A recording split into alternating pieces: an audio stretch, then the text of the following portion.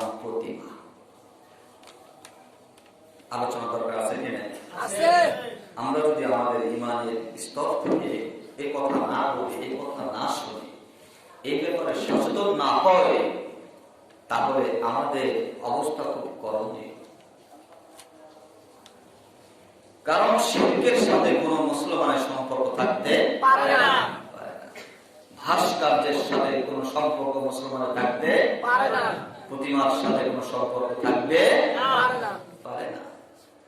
যদি থাকে তাহলে সে মুসলমান থাকবে না, তার ঈমান থাকবে না।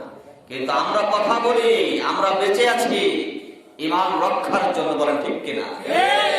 আমরা ঈমানের জন্য সব কিছু করতে পারি, ঈমানের জন্য দেশ ত্যাগ করতে পারি, সংসার ত্যাগ করতে পারি, প্রয়োজন হলে নিজের জীবনের রক্ত দিয়ে, জীবন দিয়ে প্রমাণ করে দেব ঈমানের জন্য জীবন দিতেও আমরা দ্বিধাবোধ করি না। আসুন, আমাদের সমাজে শিরকের যে ভয়াবহতা বিরাজ করতেছে এটা আমরা অনেকেই অবগত আছি। আর এই শিরকের বিষয়টি এটা পুরানো কোনো বিষয় নয়। এ ব্যাপারে উলামায়ে কেরাম বিভিন্ন ভাবে, বিভিন্ন জায়গায়, বিভিন্ন পয়েন্টে এই বিষয়ে আলোচনা রেখেছেন, করতেছেন, আরো করবে। কারণ তাগুতকে প্রতিষ্ঠা করতে হলে শিরকের কথাটা আনতেই হয়। আল্লাহর একত্ববাদ করতে হলে সেখানে শিরকের কথা আসা বাঞ্ছনীয়, বলতেই হবে। শিরক মানে কি? আসুন আমরা একটু সংজ্ঞা আকারে পরিচয়ের ভিত্তির মধ্য দিয়ে আমরা একটু সামনের দিকে অ্যাডভান্স হতে চাই ইনশাআল্লাহ। শিরক শব্দের অর্থ হলো অংশীদারিত্ব, অংশীদার, পার্টনারশিপ। শিরক অর্থ কি? অংশীদার, পার্টনারশিপ। এখন অংশীদার বা পার্টনারশিপ কখন প্রয়োজন হয়? এই শিরককে বোঝাবার জন্য আমি আমার উস্তাদ থেকে শিক্ষা নিয়েছি এবং আমি এই বিষয়টি প্রায় কথা বলে থাকি। শিরককে বোঝাবার জন্য অংশীদারিত্ব।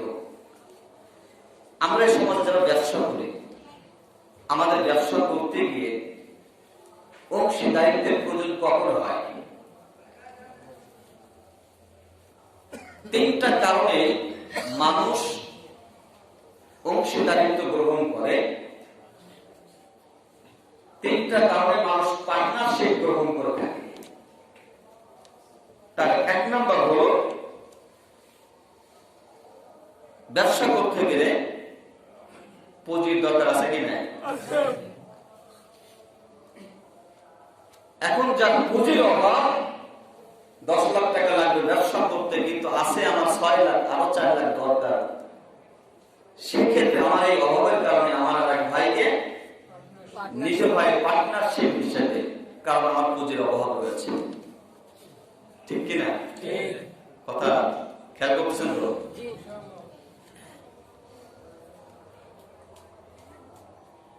কিন্তু আমার আল্লাহ কি পুঁজির অভাব আছে? সম্পদের অভাব আছে?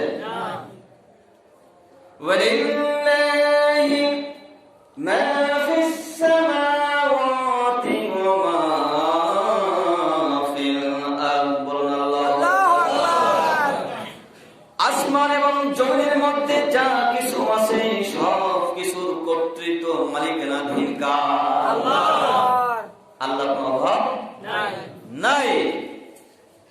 যার অভাব থাকে সেই অংশীদার গ্রহণ করে থাকে। আমার ভাইরা, পুঁজির অভাব নাই। এখন যদি আমার পুঁজি আছে, আমি এখন ব্যবসা করতে যাব, কিন্তু ব্যবসার কোনো আমার জ্ঞান নাই। পুঁজি অনেক আছে, বিশাল দোকান দিলাম, মাল সামান উঠাইলাম, কিন্তু ব্যবসার কোনো জ্ঞান নাই।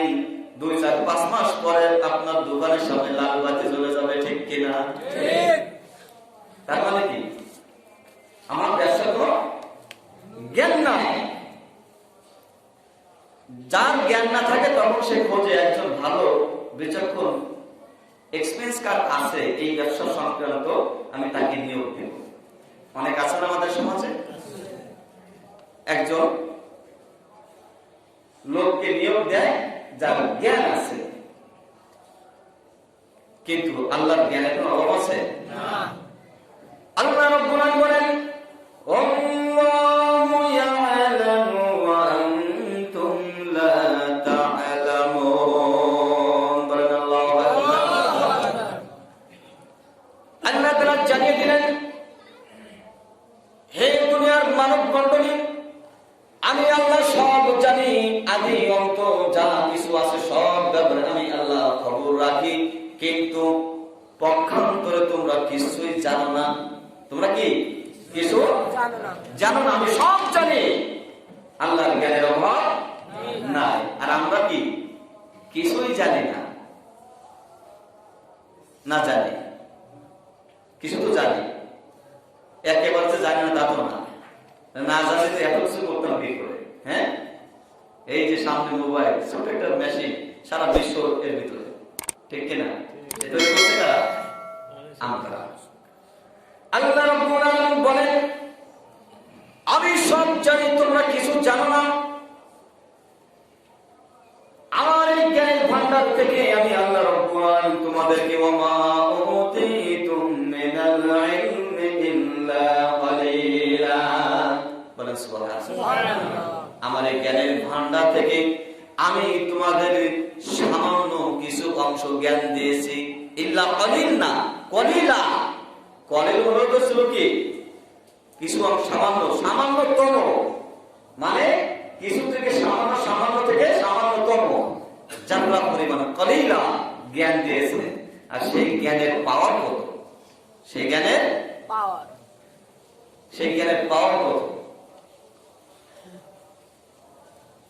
এই জ্ঞান নিয়ে আমরা পৃথিবী বিচরণ করতেছি, মঙ্গল গ্রহে আগমন করতেছি। ওই মঙ্গল গ্রহে এমন এমন বস্তু রয়েছে যেটা খালি চোখে দেখা সম্ভব নয়। আমরা মানুষ হয়ে পৃথিবী থেকে আমাদের সামান্য জ্ঞানের দ্বারা আমরা মঙ্গল গ্রহে কোথায় কি হচ্ছে, কি আছে, সব কিছু পর্যবেক্ষণ করতেছি, ঠিক কিনা? এই সামান্য জ্ঞানের অবস্থা এই। আর আমার আল্লাহর কোন জ্ঞানের অবস্থা না, কোন জ্ঞানের অভাব নাই, তাহলে আল্লাহর অংশীদারিত্ব দরকার আছে কি? প্রশ্নই আসে না। আমার বন্ধুরা, আল্লাহর জ্ঞানের অভাব নাই। এরপরে টাকা আছে, জ্ঞান আছে, কিন্তু শক্তি নাই। ব্যবসা করতে গেলে শক্তির প্রয়োজন আছে কি নাই? শক্তি যদি না থাকে আপনি ব্যবসা করতে পারবেন না, ব্যবসায় জ্ঞান ফেলাইতে পারবেন না, কোনো কিছু করতে পারবেন না। যখন আপনার শক্তির অভাব হবে তখন আপনাকে আরেকজন লোক নিয়োগ করতে হবে কাজ করার জন্য।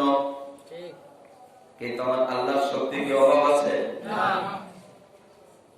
সেই তো কোন কালের আল্লাহ এখন একটু দুর্বল হয়ে গেছে হয়তো বা, নাকি? দুর্বল হয়ে গেছে নাকি আল্লাহ? কখন দুর্বল হবে?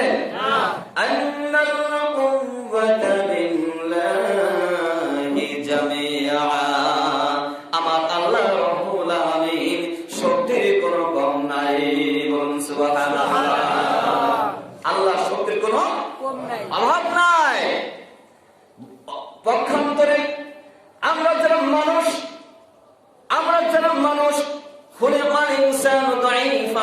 আমরা অত্যন্ত দুর্বল। আর এই দুর্বল মানুষ হইয়া মহাশক্তির আধার আল্লাহ রাব্বুল আলামিন, সেই আল্লাহর সাথে আমরা কত বড় পায়দারা করি, বলেন কথা ঠিক কিনা? ওই আল্লাহর যার কোন শক্তির অভাব নাই, জ্ঞানের অভাব নাই, বোঝের অভাব নাই, সেই আল্লাহর সাথে আমরাই মানুষ দুর্বল মানুষ হইয়া সামান্য জ্ঞানের দিয়ে ওই আল্লাহর সাথে আমরা কিভাবে অংশীদারিত্ব করতেছি বন্ধু হয়ে। এই জন্য আমাদের কোশ্চিন কালেও মুসলিম যারা হবে, ইমানদার যারা হবে, কখনো আল্লাহ তাআলার সাথে কোন অবস্থাতে অন্য কাউকে অংশীদারিত্ব করতে পারবে না, পারবে না, কোন সুযোগ নাই। আমার ভাইরা, এই অংশীদারিত্ব আমাদের সমাজে অসংখ্য অসংখ্য প্রকার শিরক রয়েছে, শিরকের শ্রেণী বিভাগ রয়েছে, অনেক প্রকার শিরক রয়েছে আমাদের সমাজে। শিরকে সাধারণত দলিল ভিত্তিক দুই ভাগে ভাগ করা হয়েছে, শিরকে আকবার আর শিরকে আসগর। বড় বড় শিরক আর ছোট ছোট শিরক। কেউ কেউ তিনটাও নিয়েছেন, তবে 3 নাম্বার যেটা, এটা ইস্তেহাদি ভাবে 3 নাম্বার আসছে, আর এই 3 নাম্বারে 2 নাম্বার ভিতরে ঢুকে গেছে, সেটা হলো আশিরকি বিল ইবাদতের শিরক।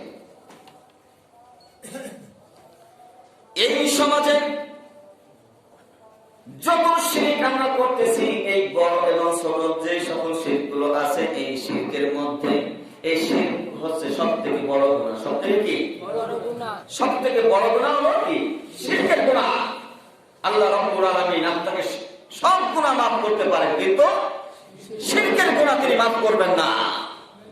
কারণ যে আল্লাহ রাব্বুল আলামিন আপনাকে আমাকে সব কিছু পরিবেষ্টন করে রেখে দিয়েছেন, সব কিছু না চাইতে দিচ্ছে, এত নাজ নিয়ামত আমরা ভোগ করতেছি, আমি আমার নিজেকে পরিচালনা করতেছি যা দিয়ে, সেটাও তো তার। সেটা কার? আল্লাহ। তো সেই আল্লাহর সাথে যদি আমরা শিরক করি, অংশীদারিত্ব করি, আমার মতন তো নেমো খারাপ মির্জাপুর এই জমিনের উপর আর কেউ হতে পারে না।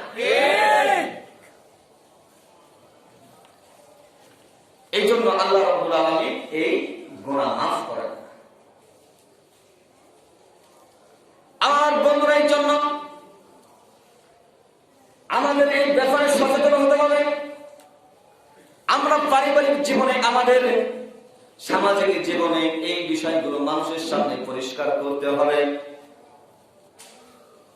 কারণ পৃথিবীর বুকে সব থেকে বড় গুনাহ হলো শিরক। রব্বুল আলামিন কোরআনের মধ্যে 8 জন ব্যক্তির নামে 8টি সূরা নাযিল করেছেন। কয়জন ব্যক্তির নামে? 8 জন ব্যক্তির নামে 8টি সূরা নাযিল করেছেন। তার মধ্যে 6 জন হলেন নবী। 6 জন কি? নবী। আর 2 জন হলেন আল্লাহর ওলি, আল্লাহর বন্ধু। 6 জন নবী কে কে? ইউসুফ নবী, ইউনূস নবী, নূহ নবী, হুদ নবী, ইব্রাহিম নবী, আমার নবী মুহাম্মদ রাসূলুল্লাহ সাল্লাল্লাহু আলাইহি ওয়াসাল্লাম। 6 জন নবীর নামে 6টা সূরা আল্লাহ তাআলা নাযিল করেছেন। আর 2 জন বন্ধুর নামে, তারা নবী না, কিন্তু আল্লাহর খুব প্রিয় বান্দা এবং বান্দী। একজন পুরুষ আর একজন মহিলা। মহিলার নামটা কি বলেন তো সবাই? মারিয়াম। এই সাইডে মারিয়াম। আরেকজন পুরুষ, নাম কি তার? লোকমান হাকিম। মাশাআল্লাহ, কি অস্ত্র লোকমান হাকিম, যার নামে একটি সূরা আল্লাহ তাআলা নাযিল করেছেন। কিন্তু কেন দিলেন? এই শিক্ষাগুলো আমাদেরকে গ্রহণ করতে পারলে আমাদের সমাজ, আমাদের পরিবারে কোনো শিক্ষা থাকবে না। রব্বুল আলামিন তার বন্ধু লোকমান, এই লোকমান হাকিম এমন জ্ঞানের অধিকারী ছিলেন। লোকমান হাকিম তার সন্তানকে 10টি উপদেশ দিয়েছিলেন। এই সূরার মধ্যে আপনারা যদি পড়েন তাহলে স্টাডি করলে পাবেন। আমার 10টি উপদেশ দেখে আমার আলোচনার বিষয়বস্তু নয়, কিন্তু 10টি উপদেশের মধ্যে সর্বপ্রথম উপদেশ যেটা দিচ্ছেন, আজকের আলোচনার টপিকস ও সেই একটা। লোকমান হাকিম তার সন্তানকে প্রথম তাকে শিক্ষা দিচ্ছে, টিচিং দিচ্ছে।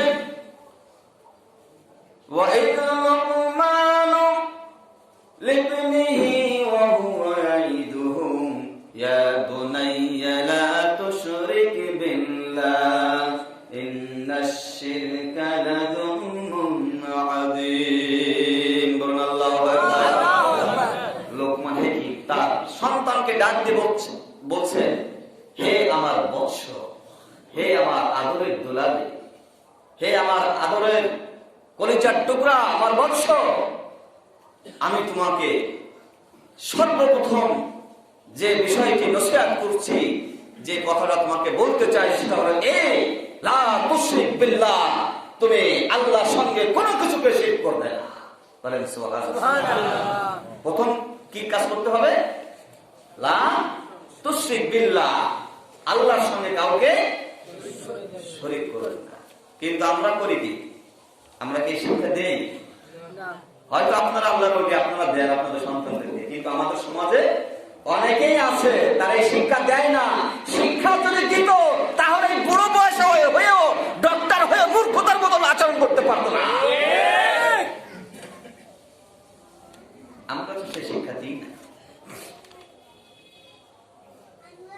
আমরা তো শিক্ষা দেই যখনই একটু কথা বলার মতন হয়, কিছু বোঝার মতন হয়, তখন তাকে কি সারেগামা শেখায়, বিভিন্ন গান শেখায়, আর তার চেতনাটাও কি ওই জায়গায় তৈরি হয় কিনা? আমরা তাকে যা শেখাবো সে তাই শিখবে। এই জন্য সন্তানকে আপনাকে প্রথম তাওহীদের বাণী শোনাইতে হবে। সন্তানকে আল্লাহর পরিচয় তাকে আগে বুঝাইতে হবে, চেনাইতে হবে। আমরা যা শিখাই আমার সন্তান তাই করে, ঠিক কিনা? যদি গান না শিখে কোরআন শিখাইতাম তাহলে কোরআনের পক্ষে থাকতো, কোরআন মানত, কোরআন বুঝত, কোরআনের বিপক্ষে সে অবস্থান নিত। কিন্তু তুই শেখাই শুধু তারে নারে গান বাজনা আর কি। এই জন্যই সে ওইটাকে সে ব্যস্ত থাকে এবং সে বলতে থাকে ওই গান গাবে, আমার বাবার কাছে প্রথম যেদিন শুনেছিলাম গান, সেদিন থেকে গানি জীবন, গানি আমার প্রাণ, আমার মায়ের আদেশ বাবার মতো গাইতে হবে গান, সেদিন থেকে গানি জীবন, গানি আমার প্রাণ। ও তো ওইটাই গাইবে। ওকে শিখাইছেন কি? গান শিখাইছেন।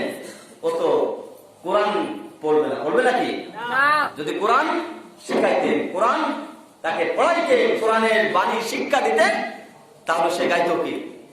আমার বাবার কাছে প্রথম যেদিন শুনেছি কোরআন, সেদিন থেকে কোরআনই জীবন, কোরআন আমার প্রাণ, ঠিক কিনা?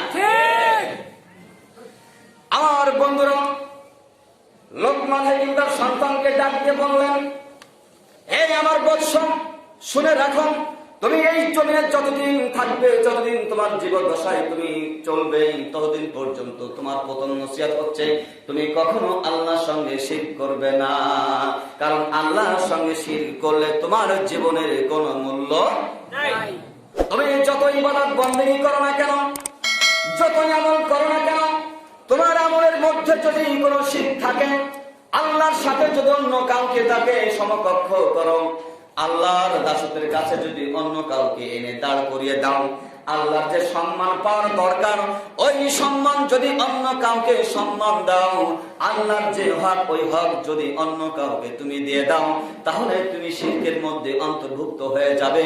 তোমার যত নামাজ রোজা হজ জাকাত যা কিছু আছে দুনিয়ার জিন্দেগিতে, যত আমল আছে, সকল আমল আমি আল্লাহ রাব্বুল আলামিন আল্লাহ তাআলা বলেন, বান্দারে তোমার আমলের মধ্যে যা কিছু আছে, যতই আমল করো না কেন, তোমার আমলের মধ্যে যদি শিরক থাকে তাহলে সব আমল আমি ধ্বংস করে দিব, সব ধ্বংস করে দেবে। আল্লাহ রাব্বুল আলামিন বলেন, ওয়াকাদিমনা ইলা মা আমিলু মিন আমালিন ফাজআলনাহু হাবাআন মানসুরা। কিয়ামতের ময়দানে আমার বান্দারা যখন আমার কাছে আসবে, আমি যখন আমার বান্দার আমলের দিকে নজর দেব, আমলের দিকে নজর দেওয়ার পরে যখন আমলের মধ্যে আমি শিরক দেখব, আমলের মধ্যে দেখবো ঘরে সে ছবি টানিয়ে রাখতো, আমলের মধ্যে দেখবো সে ভাস্কর্যের পক্ষে ছিল, আমলের মধ্যে আমি যখন দেখবো সে মূর্তির মণ্ডপে যাইতাম, পূজার মণ্ডপে যাইতাম, মূর্তি পূজা করতাম, ঘরে প্রাণের ছবি দিয়ে ভরে রাখতো, দেশে প্রাণের ছবি দিয়ে ভাস্কর্য দিয়ে ভরে রাখতো, তখন আমি আল্লাহ রাব্বুল আলামিন তার আমল নামাকে ধুলি বালু কোনার মতন নিক্ষেপ করে ফেলে দেব। বলেন না, সব বরবাদ করে দেব। যার আমলের মধ্যে আমার সমকক্ষ কাউকে দাঁড় করাবে কোনো শিরক থাকবে, আমি তার আমল গুলাকে কবুল করবো না, সে যতই আমল করুক না কেন। রব্বুল আলামিন বলেন, ইন্নাল্লাহা লা ইয়াগফিরু আন ইউশরাকা বিহি ওয়া ইয়াগফিরু মা দুনা যালিকা লিমান ইয়াশা ওয়া মান ইউশরিক বিল্লাহি ফাকাদ দাল্লা দালালান বাঈদা। আল্লাহু আকবার। রব্বুল আলামিন জানিয়ে দিলেন, নিশ্চয় আমি আল্লাহ আমার সাথে যারা শিরক করবে আমি তাদেরকে কোনো অবস্থাতেই মাফ করে দেব না। বললেন কে? আল্লাহ। আমি তাদেরকে মাফ করব না। তাদের আমলের মধ্যে যদি বিন্দু পরিমাণ শিরক থাকে, তবে হ্যাঁ আমি যাকে ইচ্ছা তাকে মাফ করতে পারে, কিন্তু শর্ত হলো কোনো এর ভিতরে কোনো শিরক থাকবে না।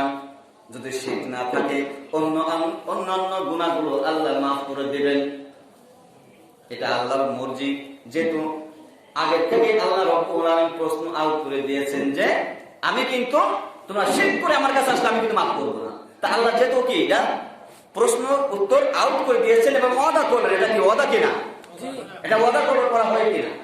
আল্লাহ প্রত্যেকটা কোরআনের কথা, আল্লাহর পক্ষ থেকে নীতিমালা কথা, আল্লাহর পক্ষ থেকে এটা কি ওয়াদা। তো আল্লাহ বলছেন যদি তুমি শিরক করে আসো, তুমি যতই আমল করো না কেন, তুমি শিরকের পক্ষে থেকে তোমার জীবন শেষ করে আমার কাছে আসো, তুমি যতই আমল করো না কেন, আমি তোমার আমলকে আমি গ্রহণ করবো না, আমি তোমাকে ক্ষমা করবো না। শুধু তাই নয়, যদি শিরক করতে থাকবে এভাবে তোমরা দুনিয়ার জীবনে এইভাবে শিরকের মধ্যে থাকতে থাকতে তোমার এমন অবস্থা হবে, এমন পথভ্রষ্ট হবে, তুমি জেনেও তুমি বুঝতে পারবে না তুমি যে কি করতেছো। তোমার সেই হিদায়াত জ্ঞানটুকু পর্যন্ত থাকবে না। আমি আল্লাহ রাব্বুল আলামিন সেটা রদ করে দেব। বলেন নাউজুবিল্লাহ। নাউজুবিল্লাহ। সেই অবস্থা হয়েছে কিনা? শিরকের পক্ষে থাকতে থাকতে অন্যায় করতে করতে অন্যায় যে কি জিনিস এটা আমরা বড় বড় দার্শনিক, বড় বড় পণ্ডিত, বড় বড় ডক্টরেট, জেনারেল যে সকল লাইনে পড়াশোনা করেছেন তারা বড় বড় জ্ঞানী, তারা বিজ্ঞানী, কিন্তু ধর্মের ব্যাপারে এরা কি জাহেল, মূর্খ। ন্যূনতম মুসলমান ঘরে জন্ম নিয়ে ন্যূনতম জ্ঞানটুকু তাদের ভিতরে নাই। আল্লাহ রাব্বুল আলামিন জানিয়ে দিলেন কিয়ামতের ময়দানে যদি তোমরা আমার সাথে সাক্ষাৎ করতে চাও, আমরা সাক্ষাৎ করব কার সাথে? আল্লাহর সাথে। সাক্ষাৎ করার ইচ্ছা আছে তো সবাই? আছে। রাজি আছেন তো ইনশাআল্লাহ? আল্লাহর সঙ্গে সাক্ষাৎ হবে কিয়ামতের ময়দানে। এই পক্ষে এই চেতনা, এই আত্মতৃপ্তি উপলব্ধি কার কার আছে? হাত তুলে দেখা। আল্লাহু আকবার। আল্লাহ তুমি তাকিয়ে দেখো মসজিদের দিকে, বাইতুল আমিন মসজিদ, তোমার এই গোলামেরা তোমার সাথে সাক্ষাৎ চায় কিয়ামতের ময়দানে। আল্লাহ তুমি তোমার সঙ্গে দিদার দিয়ে দিও। বলেন আমিন। আমার বন্ধুরা, কিয়ামতের ময়দানে আল্লাহ রাব্বুল আলামিন দিদার চাই, আল্লাহ তাআলার সঙ্গে সাক্ষাৎ করতে চাই। যার একবার আমার আল্লাহর সঙ্গে সাক্ষাৎ হয়ে যাবে তার মতন সৌভাগ্যবান বান্দা বান্দি আর কেউ হবে না। রব্বুল আলামিন জানিয়ে দিলেন তোমরা যারা আজকে প্রতিজ্ঞাবদ্ধ হলে আমি আল্লাহর সঙ্গে সাক্ষাৎ করতে চাও কিয়ামতের ময়দানে, ওই বিচার দিবসে আমার সঙ্গে তোমরা যারা সাক্ষাৎ করতে চাও, তোমরা শুনে রাখো কন্ডিশন কিন্তু একটা আছে, শর্ত আছে। শর্ত দিবেন কে?